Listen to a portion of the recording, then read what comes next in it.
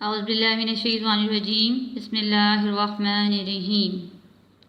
Assalamu alaikum dear students, my name is Bushra Bashir. My teaching subject is mathematics. I am from Bahria College DHA phase 2.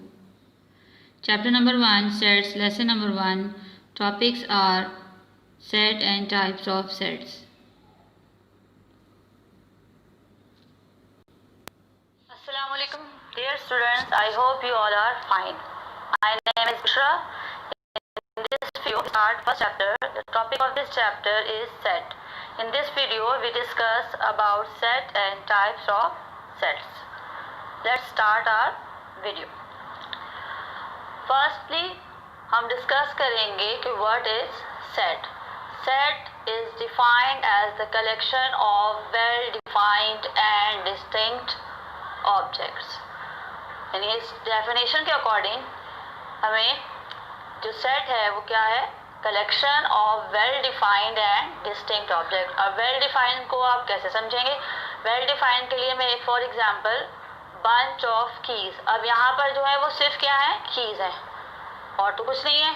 अगर मैं इन keys के साथ cups या spoons add कर दूँ तो वो ग्रुप तो हो सकता है कीज, कप्स और स्पून्स का, पर वो सेट नहीं होगा। इट मीन्स कि आपके पास सेट में जो एलिमेंट्स होने चाहिए वो क्या होने चाहिए? वेल डिफाइंड होने चाहिए, यानी सेम काइंड के होने चाहिए। एंड डिस्टिंक्ट, और ये जो डिस्टिंक्ट वर्ड है इसका क्या मतलब है? यानी अगर आपके पास फॉर एग्जांपल ये सेट है A is equals to 1 2 3 and 4, तो इसमें जो है 1 2 से अलग है, 2 3 से अलग है और 3 4 से अलग है। जो 4 नंबर्स हमारे पास यहाँ मौजूद है वो 4 के 4 नंबर्स एक दूसरे से क्या है? डिफरेंट है, इसलिए इसको हम क्या कहेंगे? डिस्टिंक्ट कहेंगे। तो set is defined as the collection of well defined and distinct objects. अब एग्जांपल्स हमारे पास क्या है? Bunch of keys, students of class 10, set of cups etcetera. अब नेक्स्ट जो हमारी जो है डिस्कशन इस पर होगी कि अब सेट को हम लिखेंगे कैसे। ये तो हमारे पास बंच ऑफ कीज हो गया, स्टूडेंट ऑफ क्लास 10 हो गया, सेट ऑफ कप्स हो गया। अब अगर हमारे पास नंबर्स आ जाएं या अल्फ़ाबेट्स आ जाएं या कोई भी जो है एलिमेंट्स आ जाएं तो अब हम इसे लिखेंगे कैसे? तो उसके लिखने के लिए हम क्या करेंगे? 2 कर्ली ब्रैकेट्स हम यूज़ करेंगे और इन 2 कर्ली ब्रैकेट्स के बिटवीन जो है वो हम अपने एलिमेंट्स लिखेंगे। जैसे आपको यहाँ नज़र आ रहा है कि जो है 1 2 3 एंड 4 2 कर्ली ब्रैकेट्स के बिटवीन है, 2 4 6 8 जो है वो 2 कर्ली ब्रैकेट्स के बिटवीन है, और A B C and D जो है वो आपके पास 2 कर्ली ब्रैकेट्स के बिटवीन है। इसी तरह से months of name May and March जो है वो भी आपके पास 2 कर्ली ब्रैकेट्स के बिटवीन लिखा गया है। इट मीन्स कि अगर हमें सेट को लिखना है तो ज़रूरी है कि हमें 2 कर्ली ब्रैकेट्स यूज़ करनी होंगी। अब चलते हैं कि अब हम सेट को नेम कैसे देंगे। यहाँ पर जैसे आपके पास जो नेम्स नज़र आ रहे हैं वो A B C and D। अब आप देखेंगे कि ये चारों जो हैं वो कैपिटल अल्फ़ाबेट्स में लिखे गए। तो हम जैसे हम अपना नाम जो है उसका फर्स्ट वर्ड जो है वो कैपिटल लिखते हैं, उसी तरीके से जब हम यहाँ पर सेट्स के नेम देंगे तो हम कैपिटल अल्फ़ाबेट्स यूज़ करेंगे। A to Z कोई भी अल्फ़ाबेट हम यहाँ पर यूज़ कर सकते हैं नेम के लिए, लेकिन वो हम यूज़ करेंगे कैपिटल अल्फ़ाबेट्स। अगर वही अल्फ़ाबेट्स अगर हमने यूज़ करने हैं सेट के अंदर तो हम उसे क्या लिखेंगे? स्मॉल में लिखेंगे। जैसे फॉर एग्जांपल आपके पास सेट C है तो उसमें आपके पास A B C and D जो है वो यहाँ पर आपको क्या नज़र आ रहा है? स्मॉल में नज़र आ रहा है। ठीक है, नेक्स्ट जो हमारा जिस पे हमें डिस्कशन करनी है कि अगर हम मैथ्स में बहुत सारी चीज़ें जो है वो हम सिंबॉलिक या नोटेशन फॉर्म में यूज़ करते हैं, तो अगर हमारे पास हमें ये बताना है कि जो 1 एलिमेंट है वो सेट A से बिलोंग कर रहा है या जो 1 है वो सेट A का एलिमेंट है, तो इसके लिए हम क्या लिखेंगे? इसको किस तरह से लिखा जाएगा? तो 1 is belongs to set A।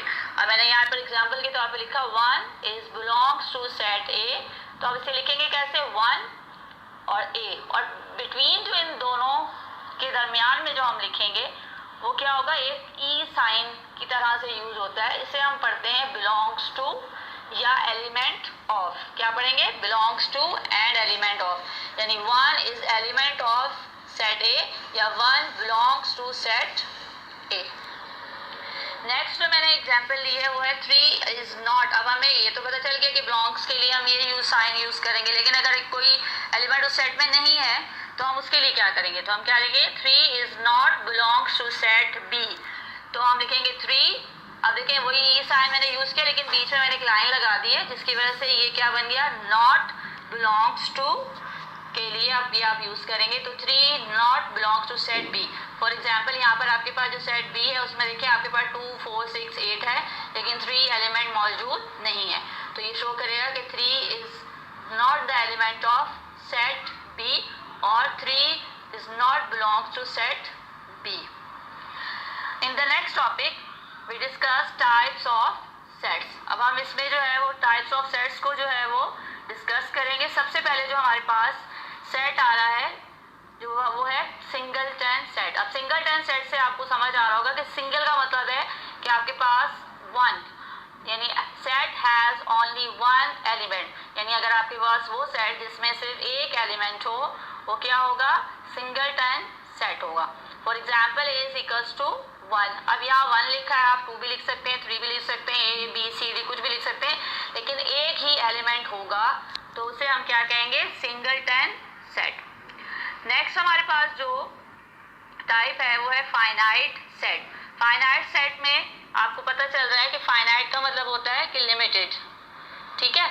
तो finite set means set has limited number of elements, यानी ऐसा सेट जिसके लिमिटेड नंबर ऑफ एलिमेंट्स हो, या दूसरी जो है वो आप मीनिंग में आप ये समझ सकते हैं कि जिसके सेट के एलिमेंट्स को आप काउंट कर सकते हैं। जैसे यहाँ फॉर एग्जांपल 2, 4, 6, 8 है। अब 2, 4, 6, 8 है, ये आप काउंट कर सकते हैं और ये लिमिटेड है।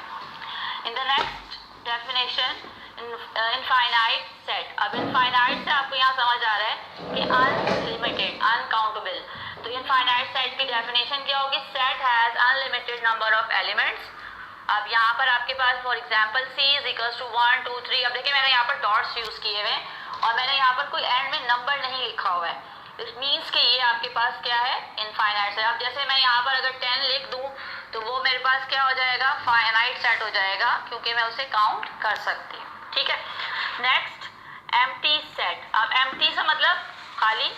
अब इसे एम्प्टी सेट भी कहा जाता है और इसे जो है वो नल सेट भी कहा जाता है। अब एम्प्टी से मतलब अभी मैंने आपको बताया कि खाली है, तो उसका मतलब है सेट हैज नो एलिमेंट, यानी किसी भी सेट में अगर कोई एलिमेंट ना हो उसे हम क्या कहेंगे, एम्प्टी सेट और null set. For example D is equals to, अब देखिए नल सेट के लिए क्योंकि सेट में कोई एलिमेंट नहीं है तो सिर्फ मैंने 2 कर्ली ब्रैकेट्स यूज की हुई है, और या तो फिर आप ये वाला साइन यूज करेंगे, ये साइन, या फिर ये 2 कर्ली ब्रैकेट्स। दोनों को आप एक वक्त में एक साथ यूज नहीं करेंगे, वो रॉन्ग हो जाएगा। या तो आप सिंपल 2 कर्ली ब्रैकेट्स डाल दें, या फिर ये वाला साइन जो मैंने यहाँ लिखा हुआ है वो साइन आप यहाँ पर नल सेट के लिए यूज करेंगे।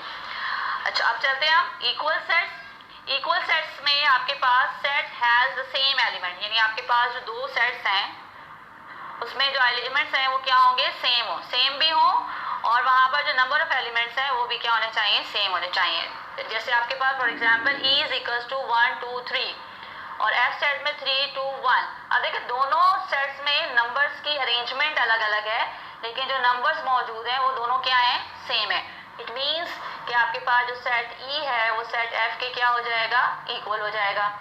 अब अगर मैं यहाँ पर सेट E में कोई एक नंबर बढ़ा दूँ, जैसे 1, 2, 3 एंड 4 कर दूँ, तो फिर आपके पास क्या होगा, क्योंकि जो 4 एलिमेंट है वो सेट F में तो नहीं है, इट मीन्स कि जो सेट E है वो सेट F के इक्वल नहीं होगा। फिर आ जाते हैं हम इक्विवेलेंट सेट्स की तरफ। इक्विवेलेंट सेट्स में आपके पास क्या होगा कि 2 सेट हैज 1-to-1 कॉरेस्पॉन्डेंस। अब 1-to-1 correspondence between their elements, यानी जो आपके पास 2 सेट्स हैं उनके दरमियान में 1-to-1 कॉरेस्पॉन्डेंस होना चाहिए। जैसे मैंने यहाँ पर लिखा A is equals to ABC and B is equals to 1, 2 and 3।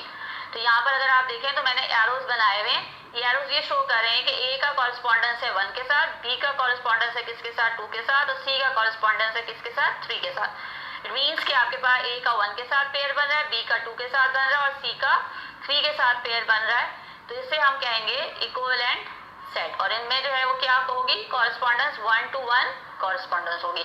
अब हम इसे लिखेंगे कैसे, सिंबॉलिक फॉर्म में A। अब ये देखिए ये जो साइन आपको नजर आ रहा है ये हम उर्दू में अलिफ मद्दा के तौर पे यूज करते हैं, लेकिन यहाँ पर जो है ये किस लिए यूज होगा, इक्विवेलेंट के लिए यूज होगा। मैथ्स में आगे जाके जब हम पढ़ेंगे ज्योमेट्री पोर्शन में, तो वहाँ पर ये जो साइन है वो किसी एक और चीज के लिए भी इस्तेमाल होता है, जिसके लिए जिसे हम कहते हैं सिमिलर, यानी अगर 2 सिमिलर चीजें हो जाएं तो उसके लिए भी जो है हम ये वाला साइन यूज़ करते हैं, लेकिन अभी फिलहाल यहाँ पर जो हम ये साइन यूज़ करें वो किसके लिए यूज़ करें, इक्विवेलेंट के लिए यूज़ कर रहे हैं, यानी A is equivalent to set B। I hope कि आपको जो डेफिनेशंस हैं सेट की और टाइप्स ऑफ सेट्स की वो बहुत अच्छे से समझ आ गई होंगी। Thank you very much.